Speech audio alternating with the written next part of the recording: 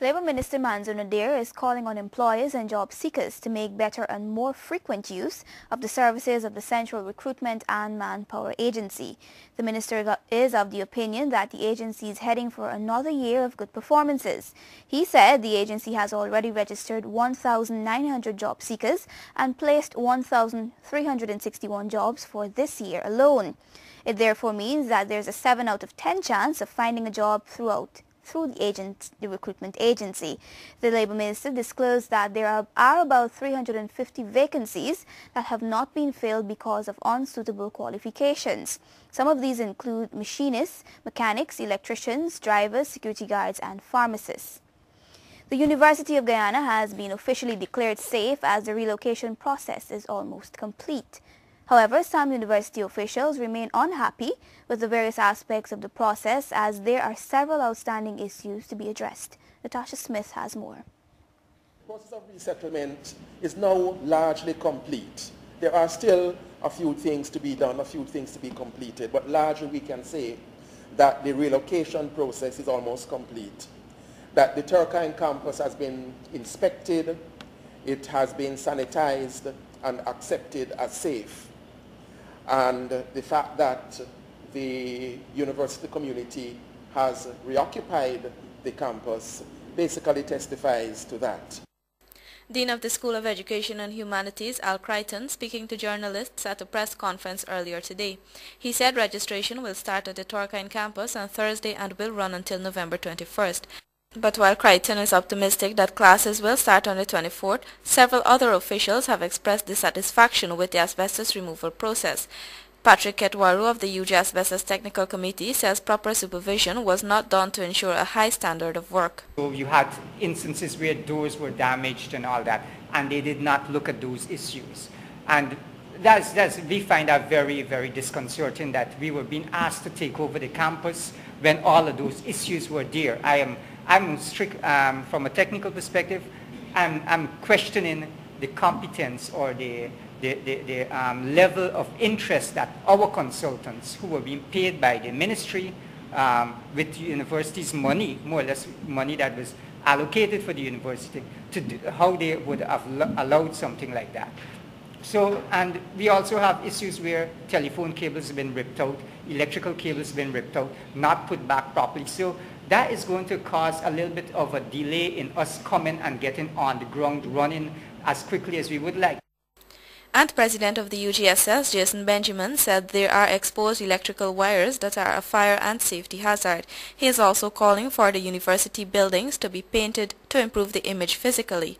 The president of the Workers' Union, Bruce Haynes, has pointed out that there is a shortage of administrative staff because of a freeze of hiring, which puts added pressure on current staff. But Al Crichton says funding is the university's biggest problem since it is not self-sufficient and staff salaries are small. He disclosed, however, that the issue of staff shortage is being addressed as several persons are being recruited. Reporting for the 6 o'clock news, Natasha Smith. Thanks for staying with the NCN 6 o'clock news. Private Sector Commission Chairman Captain Gerald Govaya believes Barack Obama's victory will open new possibilities for Guyana, the Third World and the Caribbean. Govaya says, given the fact that Obama lived outside the United States of America, he will be more sympathetic to this part of the world. Details in this report. Mr. Govaya sees Barack Obama as an extraordinary human being who was able to bring people of all races and cultures together. Having lived outside of the United States, Govaya is of the view that Barack Obama will have a more sympathetic ear. And for Guyana, he believes the Obama presidency will open new possibilities. As an individual, a lot of people see Obama as a black man. I see Obama as a fascinating human being. A fascinating human being that has been able to motivate people from across the world of all shades and colors and religions.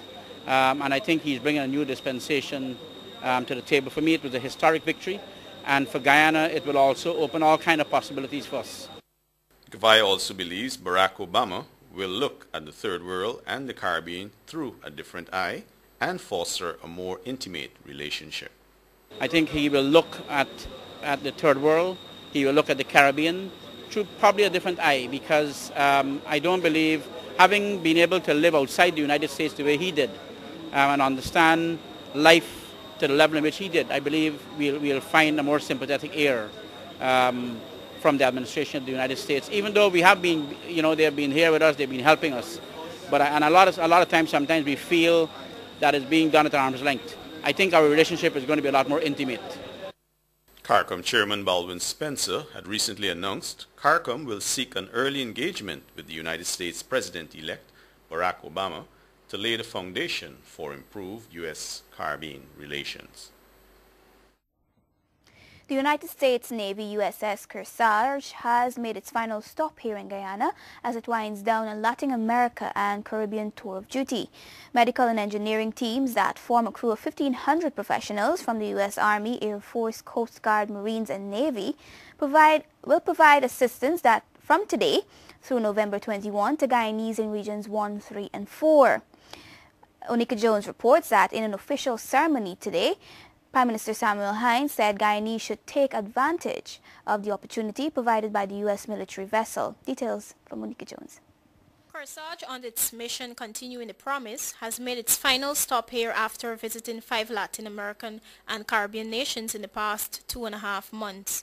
The medical team will provide general medicine, pediatrics, optometry, and dentistry services. Additionally, persons in need of minor surgeries will be identified from hospitals and health centers, and the mission commander, Commodore Frank Pons, says the team is committed to delivering quality health care.